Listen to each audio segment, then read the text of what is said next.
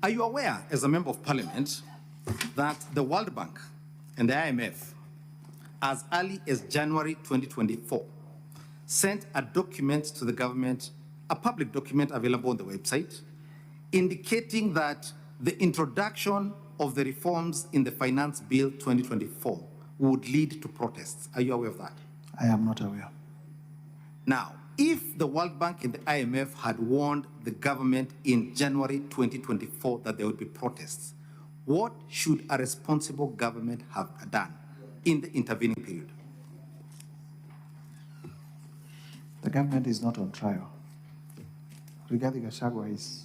That is not my question. My question was, what should a responsible government and security agencies have done? Yo, Nyaja Wazito, hope uko fiti wherever you're watching this video, and welcome to my channel. Senate iliwaka moto. Mutuse alikuwa cooked left, right and center in the Senate. Let me go back to the beginning. You're a lawyer by profession. Yes, I am. You know the meaning of ownership of a company? Yes, I do. How is ownership of a company manifested? In shareholding and... Okay, how many shares does Keith Ikinu Rigathi hold? According to your own exhibit. How many shares does Kevin Gachagua Rigathi hold according to your own exhibit? They are not indicated. What is the total number of shares in that company? 10,000. Who is indicated as owning all those 10,000 shares? There is a shareholding by the estate of the deceased James Nderito Gachagua. It is the estate of the deceased James Nderito Gachagua. True or not true? They own 10,000 shares. What is the total number of shareholding? 10,000. Na tulikuwa tumebeba ansa zote vizuri sana, lakini vile tulifika pale, ile karatasi ilitolewa kwa file. Ile ilikuwa na senator. Alitoa karatasi ambaye ilikuwa na maswali. Sile ambaye hatujawahi sikia.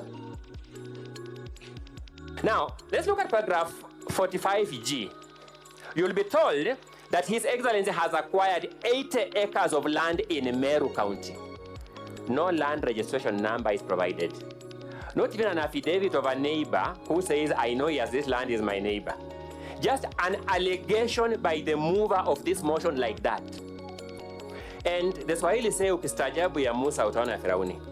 This mover of this motion stood before the National Assembly and said, just believe me for this statement as it is.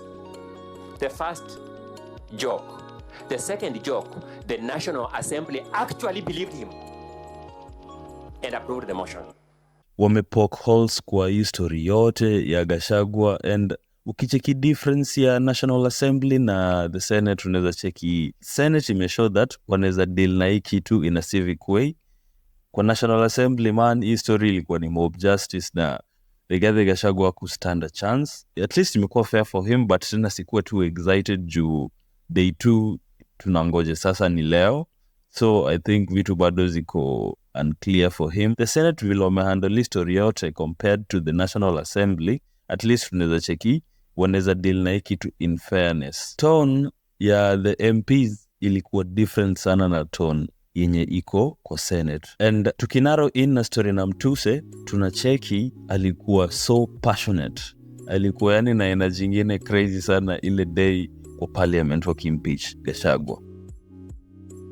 Underground 8, Mr. Speaker, I will demonstrate that the Deputy President of the Republic of Kenya has committed crimes under Section 132 of the Penal Code and Section 29 of the Leadership and Integrity Act. And honorable members will realize that the Leadership and Integrity Act is the law that was enacted by this parliament, none other than this parliament, to give effect to Chapter 6 on leadership and integrity of the Constitution.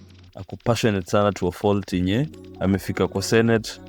Amecheki, man, kwani noma ni gani? Sawa wajabambika sana na hii story sana. Tena wezi jo maybe wanafunga macho for the first day. Alafu sasa the second hearing iko sasa ni wamechange gear kabisa. So juu tena wezi jo, hii ni Kenya. Alafu tena the government iko hellbound kutuma umse home. Na umse ataenda home. You referred us to the letter by KEMSA terminating that bid. Do you remember? Yes. Can you draw us to that letter, the volume number and the page where it is? And the counsel is talking to the witness, and you can see he's actually answering the question. He's a junior colleague. He's engaged in extremely unethical behavior that should not be done in a small claims court. Forget about a country's Senate. You've seen it with your own eyes. Maswali zilikuwa moto sana kwa Mutuse hadi junior counsel wake akataka kumpatia ka Mwakenya hivi. Elisha ni nani? Akachoma. Umse anatry kuambia Elisha acha kuchoma.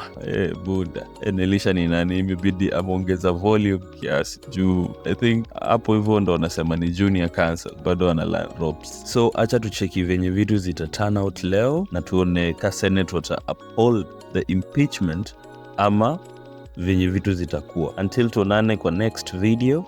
Peace.